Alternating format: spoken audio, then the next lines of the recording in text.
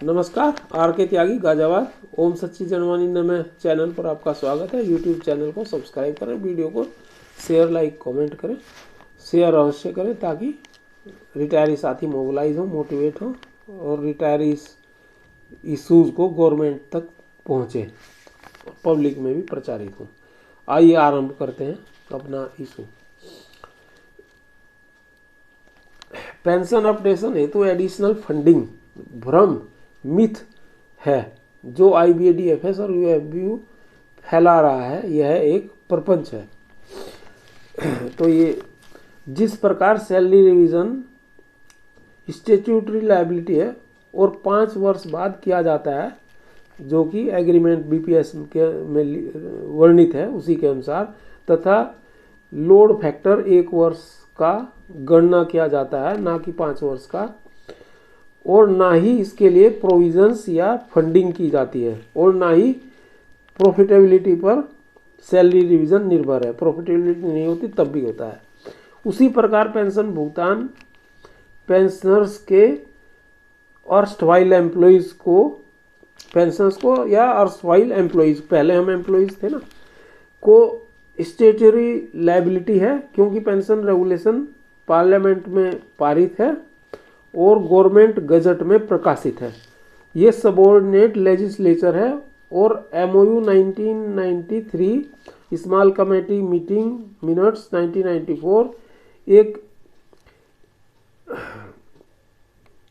BEPR 1995 और एक हड़ताल का क्लोज की वो हड़ताल जो करेगा उसकी नौकरी चल जाएगी, उसे डिलीट करने के लिए एक मीटिंग हुई थी IB और UFBU की। उस मीटिंग में 1997 में वो भी इसके वो हैं, और बॉम्बे हाई कोर्ट में जो इन्होंने वो दिया था, क्या नाम है, ये एफिडेविट की, भाई अगर रिजर्व बैंक को देना पड़ा तो बाकी सभी को, बैंक PSB को और फाइनेंशियल सेक्टर को भी देना पड़ेगा। तो वो आधार हैं इसके। पेंशन के बर्डन को कम करने के लिए पेंशन रेगुलेशंस द्वारा पेंशन फंड बनाया गया है, ताकि पेंशन का मेजर पोर्शन फंड के यील्ड से आए और शेष जो शॉर्टफॉल अगर कोई रहता है तो बैंक्स द्वारा भुगतान किया जाए। मतलब हर साल एक्चुअरी जो है एस्टिमेट करती है इस चीज़ को। ये पेंशन रेगुलेशन में वर्णित है, लिखा है। पेंशन रेगुलेशन में क्लियर वर्णित है। पेंशन के BEPR 1995 और 1993 MOU वर्णित है कि वर्ष के आरंभ में बैंक एक्चुअरियल वैल्यूएशन कराएगा और एस्टिमेट पेंशन पेमेंट एक्सपेंसेस की एस्टिमेट करेगा और 1 वर्ष हेतु करेगा। ये note till the pension survival up to 82 years. 82 years के लिए नहीं, जैसे आजकल निकाल रहे हैं, सिर्फ 1 वर्ष के लिए। ये लिखा हुआ है उसमें। Both pension regulations 1995 and MOS 1993 clearly provide for pension updation. Original version of regulation 35(1) provided for fixation of basic pension for retirees during 1st January 1986 to 31st October 1997 on a given formula, but this regulation was subsequently amended to the extent the updation facility for subsequent years, और फार्मूले को फार्मूली कर दिया गया। Pension regulation 1995 has nowhere said that for updation again a funding will be required. दोबारा funding के लिए कहता ही नहीं कहीं भी। पेंशन रेगुलेशन 1995 ये तो इन्होंने अपने आप ये बना लिया एक, परंतु यह वर्णित है उसमें कि यदि यील्ड के पश्चात कोई कमी पेंशन भुगतान खर्च में 1 साल का जो एस्टिमेट होगा एक्चुअली वाला में हो तो उसे बैंक द्वारा पूर्ति की जाएगी, जो प्रतिवर्ष 1 वर्ष हेतु होगी। पेंशन रेगुलेशन में कहीं पर नहीं लिखा कि पेंशन भुगतान बिल पूर्णतया पेंशन फंड के यील्ड से ही पूरा होगा। ये देखो चीज इसमें पेंशन रेगुलेशन जो हमारे BEPR 1995 या MOU 1993 उस जिसके बाद हमने MOU 1993 जो अपडेशन की क्लॉज बिल्कुल लिखी हुई है, और उसी के आधार पर हमने ऑप्शन दी थी और हमारे PF ट्रांसफ़र कर लिया था, इम्प्लाइड कॉन्ट्रैक्ट तभी हो गया था। तो उसमें कहीं भी ऐसा नहीं लिखा हुआ इनमें कि जो है ये पूरा का पूरा पेमेंट जो हमारा पेंशन फंड है उसकी यील्ड से होगा ना। उन्होंने लिखा जो यील्ड आएगा प्लस जो शॉर्टफॉल होगा वो बैंक हर साल देगा। परंतु लिखा है कि एक्चुअली एस्टिमेट प्रतिवर्ष आरंभ में, वर्ष के आरंभ में फॉर पेंशन पेमेंट करना होगा, और shortfall if any will be paid by that bank, जिस भी बैंक का वो फंड है। एक चूंकि हर बैंक के फंड्स पेंशन फंड अलग अलग है। एक वर्ष की एक्सरसाइज को 82 वर्ष तक के लिए गणना करना बहुत ही त्रुटिपूर्ण है। मतलब वहाँ 1 वर्ष लिखा हुआ है पेंशन रेगुलेशन में, ये 82 वर्ष का निकालते हैं, ये गणना करना त्रुटिपूर्ण है। कहीं भी 82 वर्ष या लाइफ स्पैन की गणना नहीं लिखी है पेंशन रेगुलेशन में, यह है तो मिस रिप्रेजेंटेशन है और डरावनी फिगर बताने के लिए है। डरावनी फिगर क्या, 1 लाख करोड़, जैसे बंदलिस जी ने मुझे कहा था, और वो कहते हैं 1 लाख करोड़ चाहिए।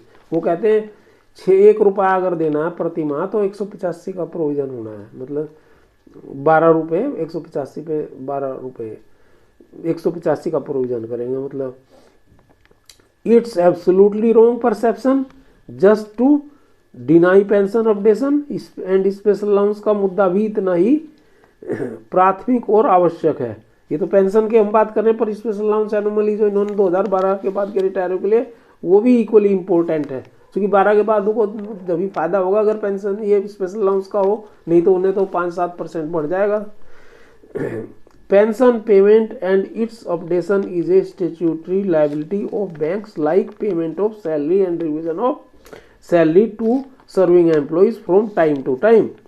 There is huge surplus every year after paying pension, and that amount is multiplying the fund every year.